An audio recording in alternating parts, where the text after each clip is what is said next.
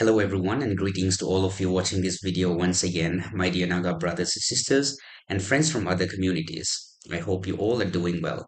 I'm making this video once again and this is specifically meant for our Meetei brothers and sisters. I have made one video previously addressing them directly, but maybe I was not able to make myself clear enough. So I am here to reiterate myself and making another attempt to address them directly so that I can make myself clearer.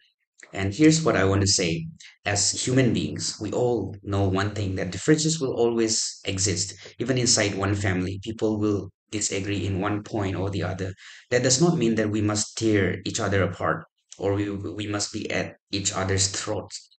What I have noticed from the very moment I started speaking about the grievances of my people, when I started sharing the voices and the political aspirations of the Nagas and the tribal communities, the reactions I received were full of anger, harsh words, and unnecessary hostility. Of course, I'm not surprised that some sentiments in the valley get hurt. I understand that Meiteis also have their aspirations, their concerns, and anger.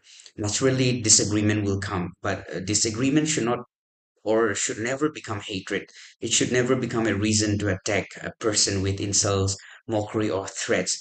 And in all my videos, I have spoken strongly for the tribals and for the Nagas. Yes, uh, I have never used, I know that I have never used any derogatory or demeaning words against the Meiteis.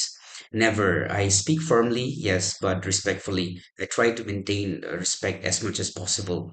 Meanwhile, when I read comments responding to me or some messages, especially those denying tribal rights or uh, claiming ownership over the hills or asserting certain historical claims. We also feel hurt as Nagas or as tribals, but still, I personally have never responded with hate or used any kind of demeaning words against the Meiteis, and I will never do that. Why? Because the words we choose reflect what is in our hearts.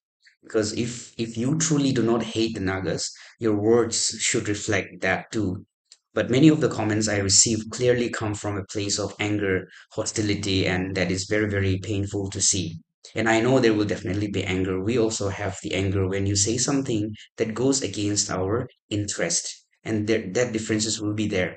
And let me be honest, I do not hate the Meiteis, and I will keep on repeating, I do not. I admire your culture, your traditions, your heritage.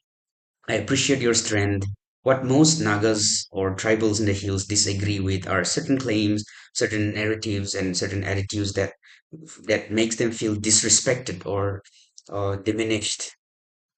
Okay, when I say diminished, I'm talking about the identity. They feel that their identity is being dismissed or diminished as tribals. That disagreement is not hatred. Okay, we do disagree, but that does not mean we have to hate you for saying something against us. And I hope you all understand that too. We must express our thoughts openly, and it is good to express our thoughts openly because if we keep on suppressing anything, suppress our anger, one day it will explode like a volcano, and that would lead to a far more dangerous conflict. The more we speak honestly, the more we speak openly and pour out our differences, it is better, although we may not be very happy about it. We may always sometimes feel offended. Okay, but we may sometimes feel offended, but it is good. Why? Because um, when we express like that, we will understand each other's more and more. That's what I mean. The more we speak and express ourselves honestly, the more we understand one another. When I speak about a tribal viewpoint or the Nagas' voices, it helps you understand how we feel. It helps you understand how the Nagas think about or how the tribals and how the Kukis feel. When you speak about your aspirations and when you speak about your ideas and your ideologies, it also helps us understand how you feel as Meteis. Yes, sometimes it will hurt us. It will also hurt you when we speak something, but understanding begins exactly at that point. That I mean to say, at that point, when we start listening, even if it is comfortable, we need to listen and attempt to understand from each other's point of view. This is how negotiation begins, and this is how reconciliation or unity also begins, and not by dismissing each other all the time. We need to give space to one another to express and then understand each other from each other's point of view.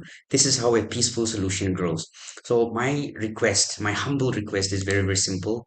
Let us be professional. Let us be human. Let us also maintain dignity when we speak and address our differences. The way we speak reflects who we are and the values we hold inside. So, if we truly want peace in this land, we must speak with respect, and also, more importantly, we must speak with dignity. Let us maintain our own dignity when we speak and when we express ourselves through languages and through words and phrases.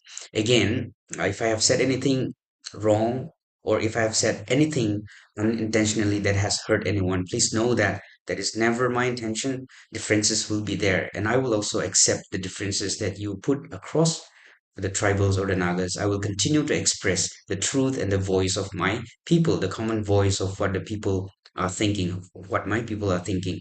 I put together, I collect together all the voices of the tribals and the Nagas and try to summarize them and put together. But I will always address you respectfully. I will never use words that demean you. I will never use words that will belittle you or using derogatory words. I will never do that. So, just my request, you can express your differences, you can argue, you can do, but if you start using words that is very, very harsh to read, no, for the sake of peace and to save you, to save your image, I usually delete and block so that that kind of bad comments will not be seen by others.